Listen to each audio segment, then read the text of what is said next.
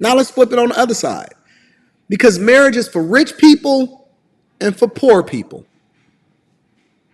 Marriage is for rich people and for poor people.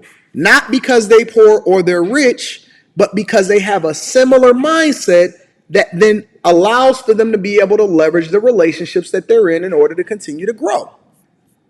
It's the people in the middle. It's the middle class. It's the normal people. It's the people that think that they're doing okay. Y'all driving y'all BMWs. You got a bunch of debt. You think that credit means something to you. Y'all the ones that get railroaded. Y'all the ones that get filed for divorce. Y'all the ones that suffer the most. Now, marriage is for poor people, right? And this goes beyond culture. This goes beyond race. This goes beyond wherever it is that you live, right?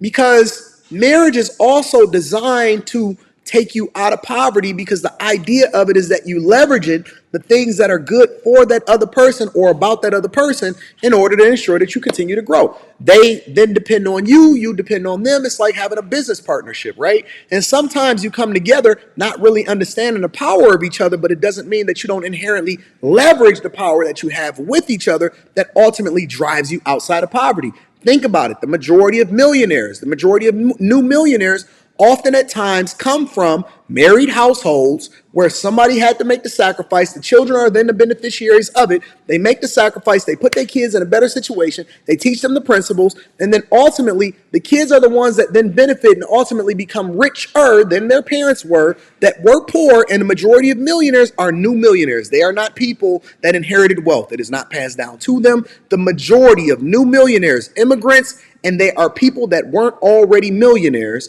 because they then are leveraging the relationships that they had and the use of each other, because they don't have anything. You don't have to worry about a prenup because you don't have nothing. It's easy to build and be able to split it in half when we built it together. I'm not even tripping off of that. We're not even going into it with the same mentality, right?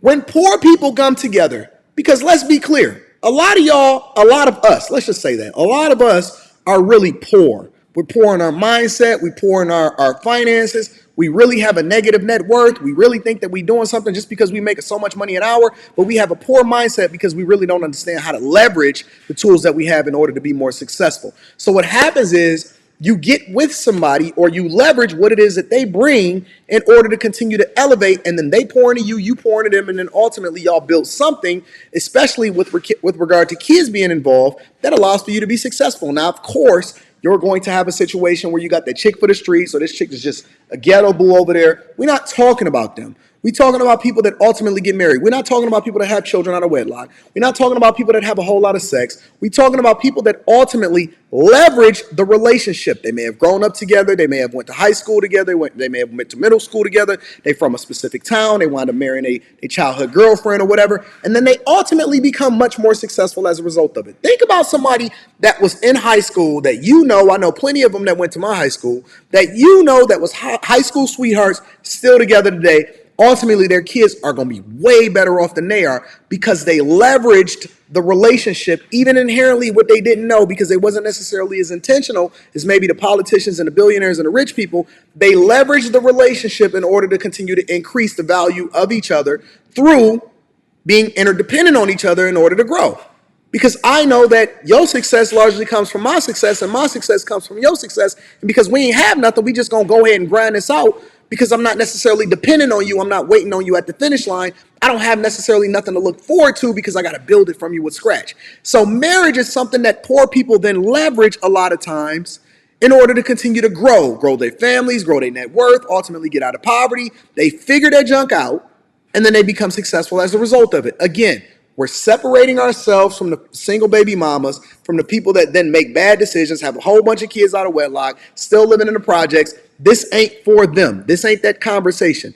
This is the separation. This is the difference between the mindsets of people that are successful or ultimately become successful and who marriage is truly for. Now, we know about the rich people. We know that they marry for power and all of their chicks is average. They regular, they basic. The dudes is average and basic. It don't even matter. They're leveraging their relationships. We're going to take all of these entertainers out of it. We're taking the rappers out of it. We're taking the singers out of it. We're taking your social media influence out of it. None of these people is real. It's all a facade, and most of them going to be broken up next year, and they're going to be going with somebody else, right? Take out the Kim Kardashians. Take all of these people out of there. Take the Pete Davidsons out. You know what I'm saying? Take your favorite rapper, the Jeezy, the Jenny Mas, the Iman Shumperts, whoever your favorite basketball players are. Take all of them out of the equation and let's start to have a real conversation with people that's really making moves out here in society, right? There's 350 million people inside of the United States of America. That is a very, very small percentage of the population. We need to stop looking to them for inspiration on what relationship goals are. It's not.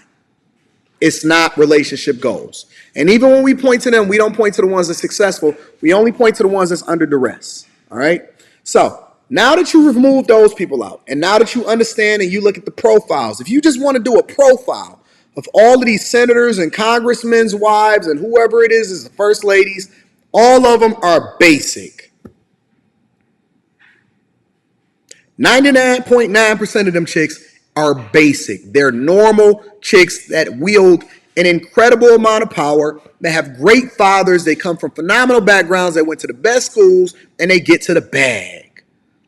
They understand their role. They understand their place and they play their position to a T. Regardless of how you may feel about them, you may not necessarily like how they govern, but let's be clear. They all friends and they all getting rich. All of them. Husbands, wives. I don't know what they doing on the side. Husbands, wives, they leveraging their relationship and they getting rich. Poor people ultimately pull themselves out of poverty as a result of not just working hard, but working together, and marriage then works for them also, right? Once they get money or they get into the middle class, that may be a different conversation. But all of the problems tend to happen and they tend to take place around people that are lower, upper, or just straight up middle class. Why is that? Why is that? Think about this for a minute. All of the problems with regard to everything that happened in this society. They're overtaxed. They have the most divorces. They then tend to be the people that have the most complaints. They vote the wrong way, right? They work the hardest. They pay the most taxes. They're the most under duress. They're the least likely to get married. They're the most likely to get divorced. They're the most likely to be in debt. And the least successful when it comes to raising a kids actually to be anything other than a worker. All of these conversations that's happening as far as what the problems are within our relationships, these are all of the people that are successful in society as far as what we consider solidly middle class. Let's put it in perspective. Overwhelmingly, if you look at the statistics, you can go and Google it right now, the ones that hold the most debt, that then inherit the most debt when they then get married to somebody else are single women in solidly middle class households. It's a fact. That's a straight up fact. That's not my opinion. That is a fact. They pay the most taxes. They the most in debt. They vote the wrong way. They then get together. They have children. And then they're the ones that then fund the family court system, fund our tax system, fund all of our social programs, fund everything that we have going on as far as thinking that you're doing something, but you're not really doing anything because you have this middle class mindset, and the people in the middle are the ones that get rolled over.